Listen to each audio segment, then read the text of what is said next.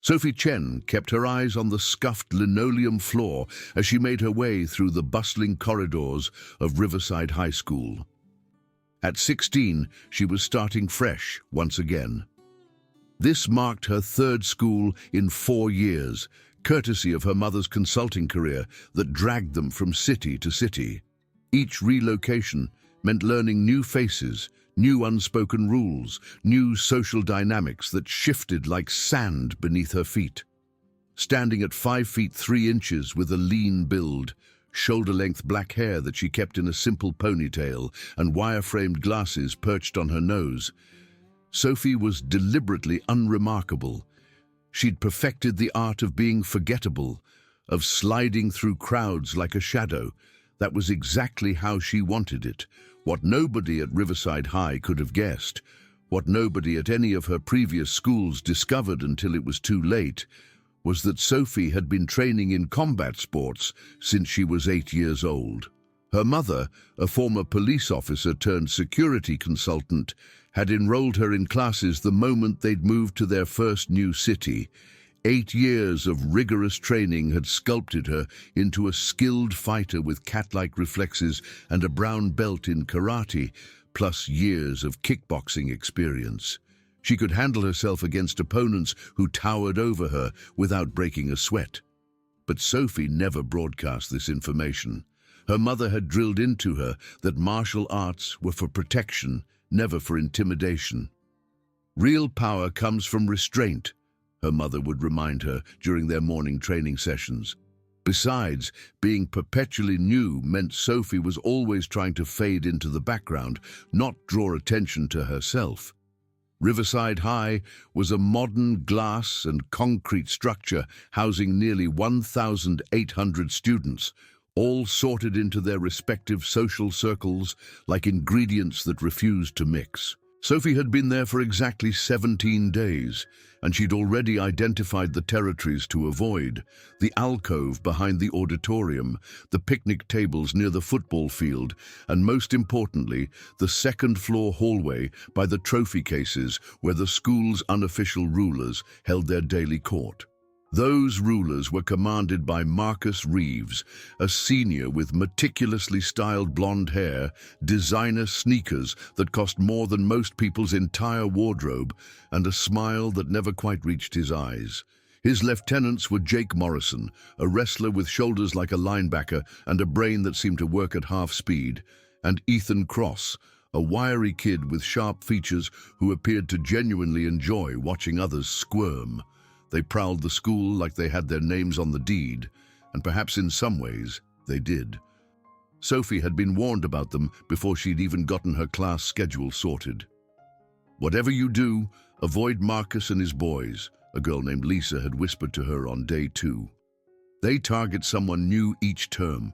Last semester, they made a sophomore's life so miserable he switched to homeschooling." For over 2 weeks, Sophie had successfully remained beneath their radar.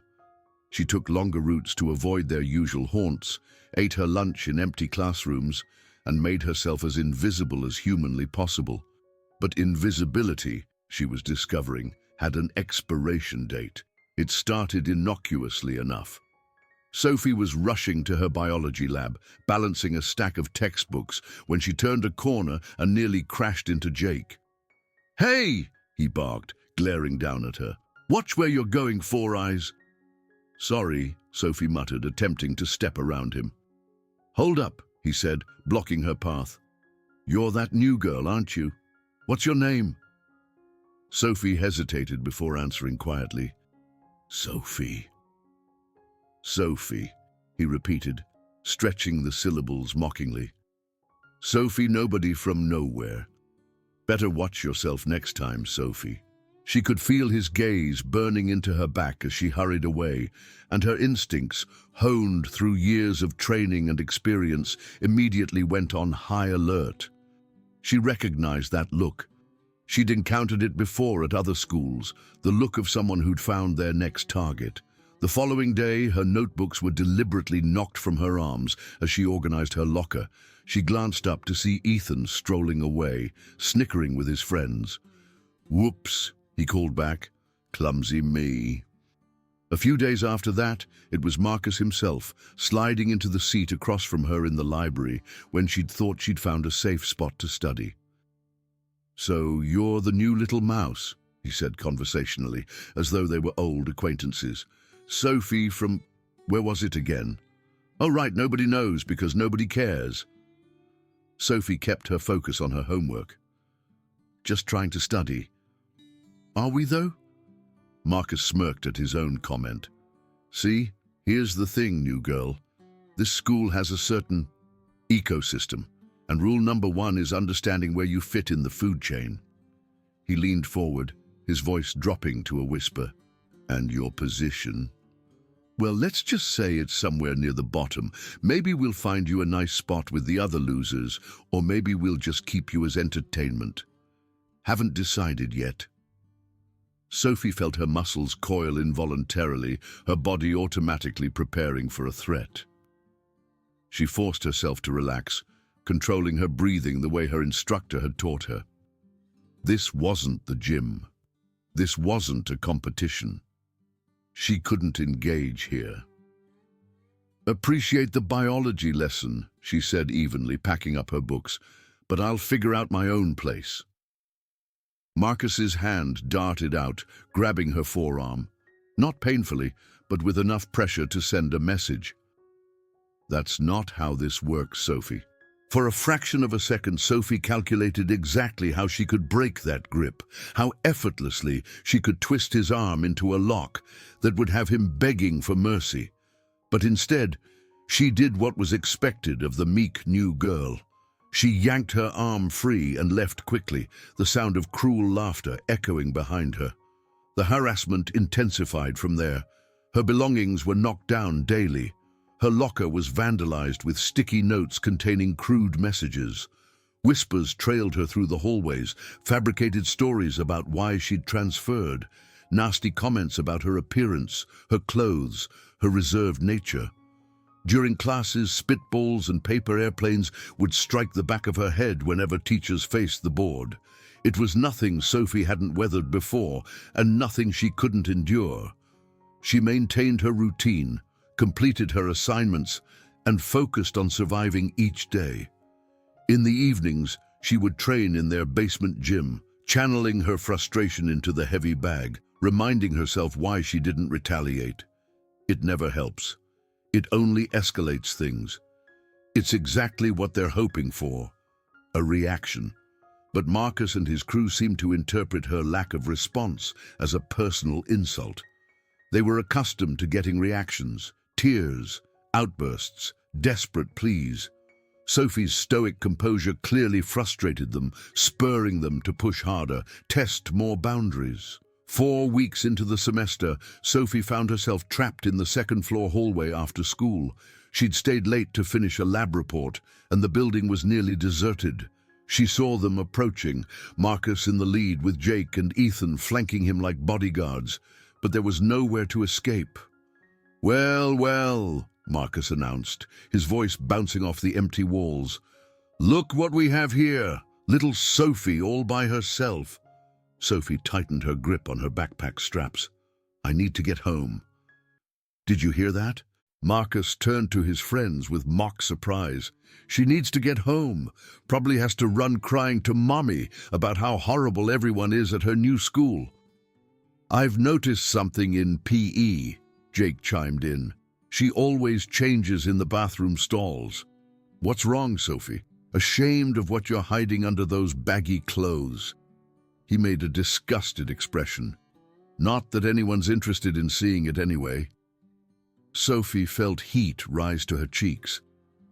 It was true she changed in private, not from shame, but because she didn't want anyone to see the toned muscles that would reveal her years of training. "Just let me through," she said, working to keep her voice level. "Or what?" Ethan moved closer, invading her personal space. "What exactly are you going to do about it?" "Nothing," Sophie thought. "I'm going to do absolutely nothing because that's what I always do." That was the protocol. It had been the protocol at her previous school and the one before that. Stay quiet. Don't create problems. We'll be relocating again eventually. Except her mother had assured her they were staying put this time, at least through graduation. This wasn't a temporary problem she could wait out. This was her reality now. "I just want to leave," she repeated, despising how weak she sounded. Marcus positioned himself directly in her path, blocking any escape. "You know what your issue is, Sophie? You think you're above us, walking around all silent and superior, like we're not even worth acknowledging." "That's not true," Sophie protested. "Bullshit," Ethan spat. "Everyone notices how you look at people like they're dirt beneath your shoes." This was completely false. Sophie deliberately avoided eye contact with everyone, but she knew it didn't matter. They'd already constructed their narrative about who she was and what she deserved. "Move," she said with more authority this time. "Make me," Marcus taunted, stepping even closer. And then Jake was behind her, far too close, and she felt his hands sliding down her back toward her bottom. "Maybe what she needs is some hands-on orientation," he said with a lewd chuckle. "Show her how we properly welcome transfer students." Sophie felt a crystalline calm descend over her. Time seemed to dilate as she felt Jake's hand moving toward her rear. Without conscious thought, pure muscle memory and training taking control, she pivoted sharply, seizing his wrist in an iron grip that made him yelp in shock. In one seamless motion, she used his forward momentum to drive him face first into the wall with a resounding crack. "What the hell?" Marcus started, but he never completed the thought because Sophie had already released Jake, who crumpled to the floor, groaning, and shifted her attention to the ringleader. She moved with a velocity that seemed impossible for someone her size, executing a perfect leg sweep that sent Marcus crashing onto his back. The impact forced all the air from his lungs in a strangled gasp. Ethan, witnessing both his friends neutralized in seconds, charged at Sophie with a furious shout. She sidestepped smoothly, using his own momentum against him, and threw him over her hip in a textbook judo throw. He crashed down beside Marcus with a bone-jarring thud that reverberated through the corridor. The entire altercation had lasted perhaps 8 seconds. Sophie stood in the center of the 3 fallen bullies, her breathing controlled, her stance perfectly balanced and ready. 8 years of training had made these movements as instinctive as breathing. "Don't ever put your hands on me again," she said, her voice low and deadly serious. "Don't talk to me. Don't even look in my direction. Leave me alone." Jake was the first to recover, pushing himself up from the floor, his face flushed with a combination of pain, shock, and mortification. "You're insane," he wheezed.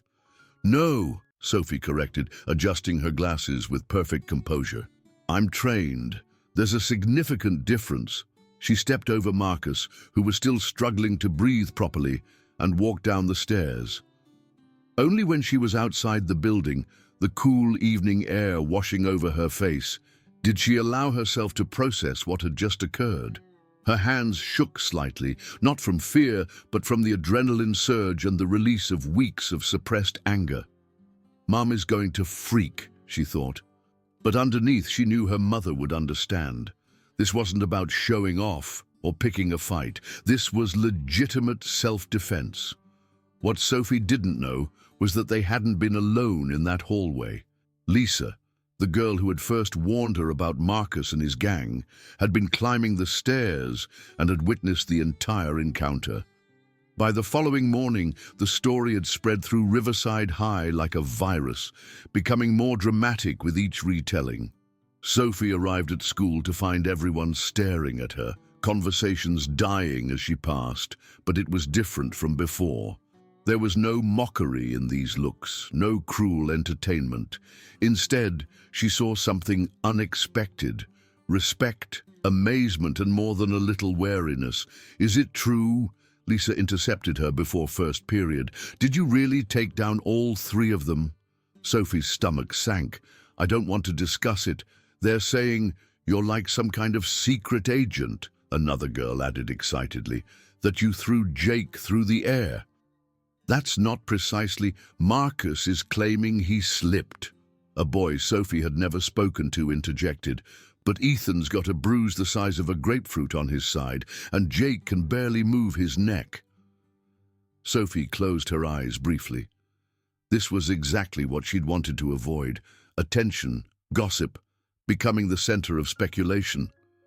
But there was no reversing what had happened. She endured the morning in a fog of whispers and stares. By lunch, she'd heard at least 7 different versions of the confrontation, each more fantastical than the last. According to some accounts, she had rendered all 3 boys unconscious. Others insisted she had secret weapons concealed in her backpack. One particularly imaginative sophomore was telling anyone who would listen that Sophie was part of a covert military experiment. But the most surprising development was that Marcus, Jake, and Ethan were completely absent. They weren't at their usual lunch table, weren't prowling the hallways between periods. It was as if they had evaporated. Sophie was sitting alone at lunch, pushing food around her plate and trying to ignore the stares when she sensed someone sit down across from her. She looked up to find Marcus there, but without his typical arrogance. His shoulders were slumped, his gaze fixed on the table. A purple bruise was visible on his jaw where he'd hit the floor. "What do you want?" Sophie asked, immediately defensive. Marcus glanced around, clearly uncomfortable with the dozens of eyes tracking their interaction. "I just wanted to say, what happened yesterday shouldn't have gone down like that." "You mean you and your friends shouldn't have cornered and assaulted me?" Sophie finished for him. Marcus nodded slowly. "Yeah, that's fair." He paused, then added quietly, "Where did you learn to fight like that?" Despite herself, Sophie felt a tiny smile pull at her mouth. "My mom started teaching me when I was 8. I've got a brown belt in karate and I've been doing kickboxing and judo for years." Marcus's eyes widened. "Seriously? That's actually incredible." An announcement crackled over the PA system. "Sophie Chen, please report to the principal's office." Sophie Chen to the principal's office. Sophie sighed. She'd been expecting this. "Guess someone reported it," she said, collecting her things. "It wasn't us," Marcus said quickly.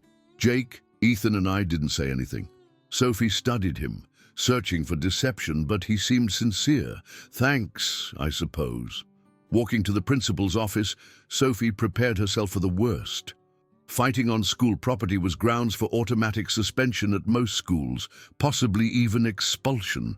Her mother would be contacted. There would be meetings about anger management and appropriate conflict resolution. She'd been through this before at her first school, when she'd finally snapped after months of torment. The irony was that the tormentors had received nothing more than a warning. Principal Rodriguez was a formidable woman with steel-gray hair and sharp brown eyes. She motioned for Sophie to sit across from her desk.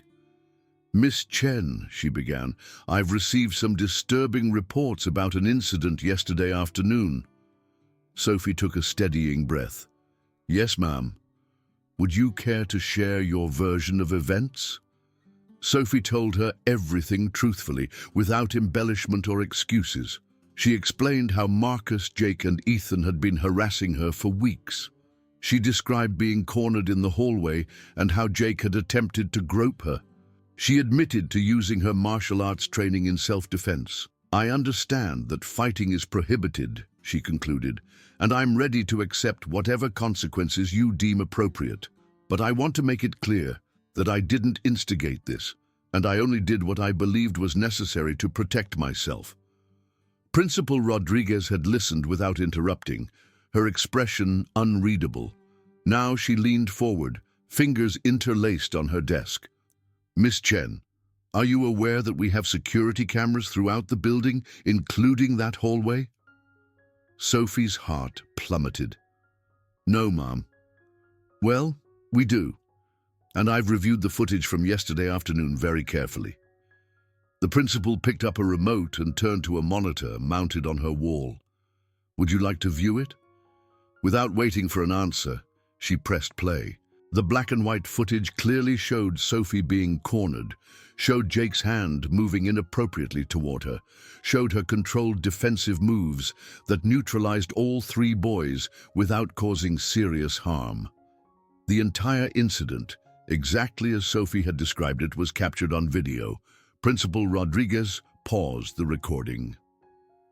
"Sexual assault is a grave offense at this school, Miss Chen, as are physical intimidation and bullying. All three of these young men have been suspended, and Mr. Morrison is facing additional disciplinary measures for his inappropriate touching." Sophie blinked in surprise. "I'm not in trouble." "For defending yourself against sexual assault? Absolutely not." Principal Rodriguez's expression softened slightly. "Though I would prefer if you could utilize less dramatic defensive measures in the future. Perhaps calling for help or reporting harassment to staff before it reaches this level." "Yes, ma'am," Sophie said, relief flooding through her. "That being said," the principal continued, "your martial arts abilities are quite remarkable. Our Girls' Empowerment Club could benefit from someone with your skills. Perhaps you'd consider volunteering as a peer instructor. It might be a more positive channel for your talents." Sophie felt a genuine smile spread across her face for the first time in weeks. "I'd really enjoy that, actually." When Sophie returned to class, the whispers followed her, but they were different now. News of the suspended bullies had circulated along with rumors that Sophie had been invited to teach self-defense rather than being disciplined. By the end of the day, 4 different girls had approached her about learning that move she'd used on Jake. The real transformation came the following week when Marcus, Jake, and Ethan returned from their suspensions. They were subdued, avoiding eye contact with Sophie when they passed her in the hallways. Jake, in particular, seemed to give her an extremely wide berth, staring at his shoes whenever she was nearby. But on Thursday, something unexpected occurred. Sophie was eating lunch with Lisa and a few other girls when Marcus approached their table. The conversation immediately ceased as everyone watched nervously. "Can we talk?" he asked Sophie. "Privately." Sophie hesitated, then nodded. "I'll be right back," she told her new friends. She followed Marcus to a quiet corner of the cafeteria, maintaining a safe distance. "What is it?" Marcus rubbed the back of his neck, clearly struggling. "I wanted to apologize properly for everything. What we did was wrong." It wasn't the most articulate apology, but the red flush creeping up Marcus's neck suggested it was genuine. "Okay," Sophie said simply. "That's it? Just okay? Don't you want to say you forgive me or something?" "I don't know if I do yet," Sophie replied honestly. Marcus nodded slowly. "That's fair. I've been thinking a lot during suspension about why I act the way I do, and I'm not proud of it." "You shouldn't be," Sophie agreed. "I know." He hesitated, then added, "My older brother, he's always been this alpha male type, always talking about dominance, about not letting anyone disrespect you, about being the top dog. And I guess I thought that's what I was doing, being strong. But really I was just being an ass." Sophie hadn't expected this level of introspection from Marcus. She studied his face, seeing vulnerability there that he usually kept carefully concealed. "You don't have to be like him," she said finally. "You can choose to be different." "I don't know how," Marcus admitted. Sophie considered him for a moment. "Well, for starters, you could assist me with something. I'm leading a self-defense workshop for the Empowerment Club next week. It might be useful to have a volunteer for demonstrations." Marcus's eyebrows shot up. "You want me to help? After everything?" "It's not about you," Sophie clarified. "It's about helping other girls learn to protect themselves, and maybe it'll help you understand what it feels like to be on the receiving end of intimidation." A slow smile spread across Marcus's face. You're kind of scary, you know that? Good, Sophie said with a small smile of her own. Remember that the next time you consider bullying someone. The following weeks brought changes to Riverside High that no one could have anticipated. The Girls' Empowerment Club saw its membership explode, with Sophie leading workshops twice weekly. Marcus, true to his word, showed up as a volunteer, allowing himself to be flipped and pinned by Sophie in demonstrations that left the girls applauding. More surprisingly, Ethan joined the drama club, where his flair for the dramatic, previously used mainly for mockery, found a more constructive outlet. Jake, after a serious conversation with his coach about respecting women, became almost comically polite, offering stilted apologies to other students he'd tormented in the past. Sophie found herself with something she'd never experienced at any of her previous schools: genuine friends who knew her capabilities and respected her for them, rather than fearing her or expecting her to hide. Lisa and several others from the Empowerment Club became regular lunch companions, and soon Sophie was being invited to study sessions and weekend activities. One afternoon, about 6 weeks after the hallway incident, Sophie was walking home when she heard footsteps behind her. She turned to find Jake jogging to catch up. "Hey," he said, slightly breathless, "mind if I walk with you?" "I live this direction too." Sophie nodded cautiously. They walked in silence for several minutes before Jake spoke again. "I never really apologized to you," he said, "for, trying to—" He trailed off, his face burning red. "Grope me?" Sophie supplied. "Yeah." Jake looked genuinely mortified. "It was wrong, really wrong, and I'm sorry." "Why did you do it?" Sophie asked, genuinely curious. Jake was quiet for a long moment. "Honestly, because I thought I could. Because Marcus and Ethan were watching and I wanted to seem cool. Because that's what guys like us did to girls like you. Girls like me. Girls who wouldn't fight back." Jake winced. "Except you did fight back, and you should have. What I did, what I tried to do, it wasn't okay." Sophie studied him as they walked. "No, it wasn't, but I appreciate the apology." "My younger sister joined your empowerment class," Jake said after another silence. "Emma. She's a freshman." Sophie nodded. She remembered Emma, a shy girl with the same brown hair as Jake, but none of his former bravado. "She's got good instincts." "Yeah, well, I don't want her to ever feel like she can't defend herself." Jake kicked at a pebble on the sidewalk. "I don't want her to be afraid of guys like I used to be." "Then don't be that guy," Sophie said simply. Jake nodded slowly. "I'm trying to change." When they reached the intersection where their paths split, Jake extended his hand. "No hard feelings." Sophie hesitated, then shook it. Getting there. That evening, as Sophie trained in the basement with her mother, executing precise combinations against the heavy bag, she recounted the entire saga: how she'd been bullied, how she'd finally defended herself, and how things had transformed since then. "I'm sorry I didn't tell you earlier," she finished. "I was worried you'd be upset that I used my training that way." Her mother adjusted Sophie's stance slightly, the way she'd been doing since Sophie was 8 years old. "Sophie, I never taught you to fight so you could hurt people. I taught you so you'd never have to be a victim. But you always said fighting should be the absolute last option," Sophie reminded her. "And was it?" her mother asked. "Had you exhausted all other possibilities?"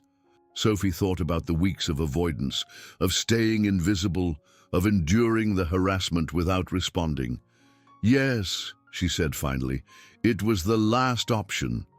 Her mother nodded approvingly. "Then you did exactly what you were trained to do. You defended yourself without causing unnecessary damage." She held up the focus pads. "Now show me that combination again." As the semester continued, the impact of what students now called the hallway incident continued to ripple through Riverside High. The principal implemented stronger anti-bullying measures. The Girls' Empowerment Club became one of the most popular activities. Marcus, who had never shown much interest in academics before, discovered an aptitude for conflict resolution. But for Sophie, the most meaningful change was more personal. For the first time, she moved through school without concealing who she was. She still wore her glasses, still kept her hair simple, still preferred libraries to parties, but she no longer hunched her shoulders or avoided eye contact. She stood tall, spoke confidently, and let her strength show in ways that extended beyond physical demonstrations. On the last day before winter break, Sophie discovered a small box in her locker. Inside was a keychain with a tiny pair of boxing gloves and a note that read, "To the girl who taught us all what real strength looks like. Thanks for the wake-up call. MJ and E." Sophie smiled as she clipped it to her backpack. She'd arrived at Riverside High expecting to remain invisible, to survive the next 2 years without making waves. Instead, she'd discovered her voice, her confidence, and a place where she genuinely belonged. As she headed to the cafeteria to meet her friends, Sophie reflected on everything that had changed since that afternoon in the hallway. The bullies had picked the wrong girl to target, certainly, but perhaps in an unexpected way. They'd picked exactly the right one, the one who could demonstrate to them and everyone else that true strength wasn't about intimidation or fear, but about standing up for what's right, protecting yourself and others, and having the courage to be authentically yourself. Sophie pushed through the cafeteria doors, her head held high. The invisible new girl was gone, replaced by someone who had finally found her place.